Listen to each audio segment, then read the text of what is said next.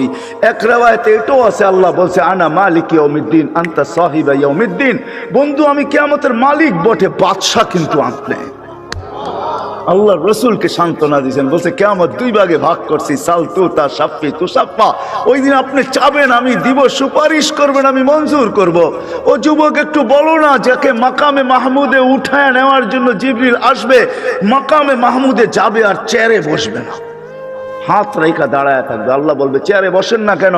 বলে বসলে তিন জায়গায় আমার উম্মতের জন্য ছুটবে, তো ছুটবে কে? বলছে কোন তিন জায়গায় দৌড়াইবেন কে? কেন হাউজে কাউসারে দৌড়াইতে হবে না, আমার উম্মতকে পেহলা বইরা আমি নিজে পানি পান করাবো, আমি করাবো না তো করাবে কে? আবার দৌড়াবো মিজানের পাল্লায়, সামনে ঝুঁকে কি ঝুঁকে না, এটা পর্যালোচনা, ওটা পরিলক্ষিত করতে হবে আমাকে, দেখতে হবে আমাকে। যদি সামনে না ঝুঁকে তো আপনি তো ওয়াদাই করছেন, চাইলে দিবেন, সুপারিশ করলে মঞ্জুর করবেন, ওইখানে দাঁড়াই হাত উঠায় দিব। কেননা কোরআনে আপনি আমাকে বলেন না সাউফা ইউতিকা রব্বুকা